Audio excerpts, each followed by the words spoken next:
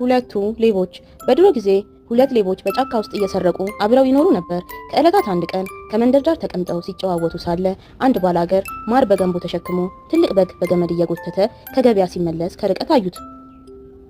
በዚህ ጊዜ ይህንን ሰውዬ እንዴት አድርገን እንያዘውና ማርና በግ እንውሰድበት በማለት መመካከር ጀመሩ። ከዛም አንዱ ሌባ ተነስቶ ጫካ ውስጥ ገባ። ሁለተኛው ሌባ ደግሞ እዛው መንደር ዳር አይነ ስውር መስሎ ጥቅልል ብሎ ተኛ። ይህ ባላገር በጉን እየሳበ ማሩን በእቃ ተሸክሞ አጠገቡ ሲደርስ ሌባው አየና እባክህ ወንድሜ ስለፈጠረህ ብለህ አትለፈኝ፣ የቀን ጨለማ የወረሰኝ ነኝና እየመራህ ውሰደኝ ብሎ ለመነው። ባላገሩም እኔ እቃ ተሸክሜያለሁ፣ በጄም በግ እየጎተትኩ ነኝ፣ አንተን እንዴት አድርጌ ነው የሚይዘህ? ይልቅ ሌላ ሰው ጠብቅ ሲለው ሌባውም ግድ የለም ወንድሜ፣ የኔን እጅ ከያዝከኝ እኔ በጉን እጎትትልሃለሁ አለው።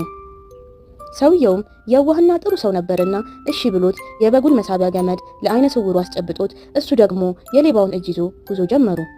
ጥቂት እንደሄዱና ከጫካው መሃል እንደደረሱ የሌባው ጓደኛ ከኋላ ደርሶ መሳቢያውን ገመድ ከበጉ አንገት ላይ ፈቶ በጉን ወሰደው። ሲሄዱ ቆይተው ሳለ አይነ ስውሩ ወንድሜ ምን ነው ገመዱ ቀለለብኝ፣ እስቲ በጉን ይልኝማ አለው። ይኸውም የዋህ ሰው ወደ ኋላ ዞር ብሎ ሲያይ በጉ የለም።